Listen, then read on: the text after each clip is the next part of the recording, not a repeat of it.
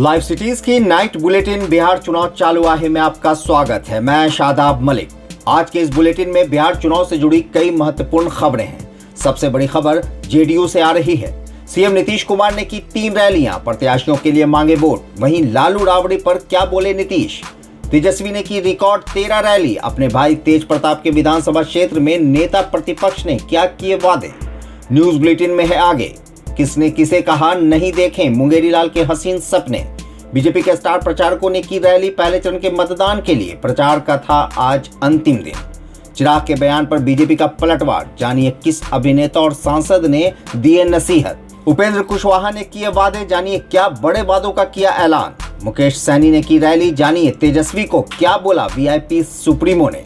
जाते जाते ये भी बताएंगे कि पटना के कितने विधानसभा क्षेत्रों में है पहले चरण का मतदान। जानिए कहां कितने बजे तक डाले जाएंगे वोट। और पप्पू यादव ने की जनसभा। जानिए आरक्षण को लेकर जाप सुप्रीमो ने क्या किया वादा। अब खबर विस्तार से। जनता दल यूनाइटेड के नेता और मुख्यमंत्री नीतीश कुमार ने 3 चुनावी रैलियों को किया संबोधित। सोमवार को मुजफ्फरपुर, महुआ और मनहर में की चुनावी सभा। नीतीश कुमार ने तेजस्वी यादव पर साधा निशाना। कहा इन लोगों ने 15 साल सरकार में क्या किया सबको पता है।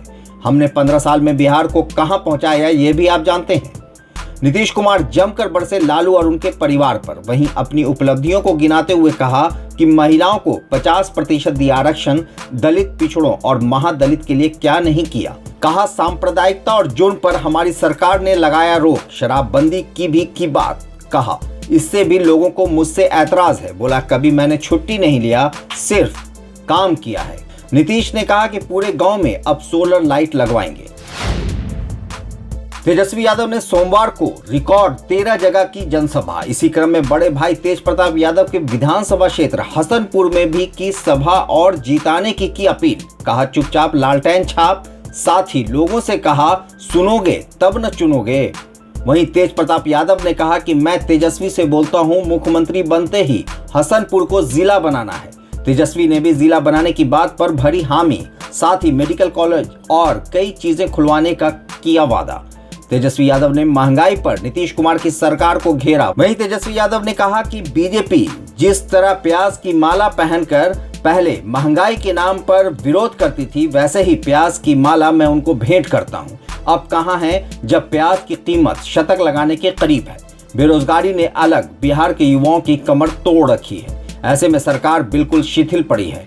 क्यों मुख्यमंत्री नीतीश कुमार चुप हैं? उनके मुंह में दही क्यों जमी है? वहीं तेजस्वी ने कहा जनता ने मूड बना लिया है, इस बार महागठबंधन की ही सरकार बनेगी।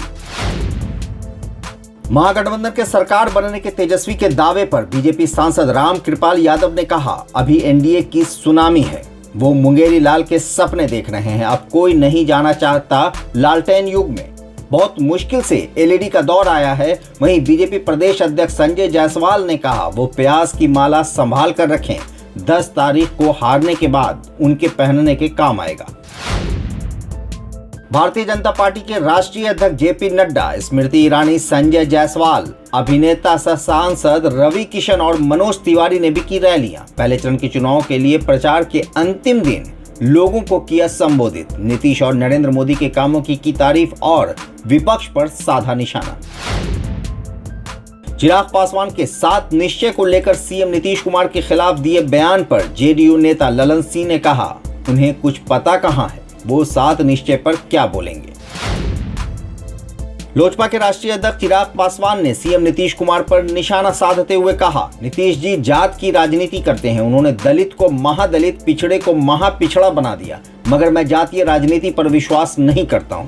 मेरी लड़ाई 12 करोड़ बिहारियों के लिए है। चिराग पासवान ने कुर्था में एक सभा को संबोधित करते हुए लोगों से मांगे 17 दिन। बीजेपी सांसद और भोजपुरी अभिनेता रवि किशन ने सीएम नीतीश के कामों की तारीफ की। मगर चिराग पासवान के नीतीश कुमार को जेल भेजने के बयान पर कहा कि ये ओछी राजनीति है। चिराग पासवान को तुरंत माफी मांगनी चाहिए नीतीश जी से। रालोसपा सुप्रीमो उपेंद्र कुशवाहा ने सीएम नीतीश की सरकार पर साधा निशाना। कहा इनकी सरकार में भ्रष्टाचार अपने चरम पर है। हर विभाग में भ्रष्टाचार बढ़ा है। वहीं तेजस्वी और उनके परिवार पर निशाना साधते हुए कहा कि इनका तो परिवार ही भ्रष्ट है। रैली में लोगों को संबोधित करते हुए कुशवाहा ने कहा कि अगर बनी मेरी सरकार तो बनाऊंगा 4 डिप्टी सीएम, एक दलित, एक अति पिछड़ा, एक अल्पसंख्यक और एक स्वर्ण समाज का बनेगा deputy CM. VIP supremo Mukesh Saini ने की चुनावी रैली, अपने प्रत्याशी के लिए मांगे वोट। वहीं सीएम नीतीश कुमार के कामों की तारीफ करते हुए तेजस्वी यादव पर साधा निशाना, कहा वो युवा की बात करते हैं जबकि वो युवा से खुद डरते हैं। यही वजह है कि उन्होंने दलित के बेटे को पीठ में खंजर भोंका। मुझ जैसे युवा नेता को उन्होंने धोखा दिया।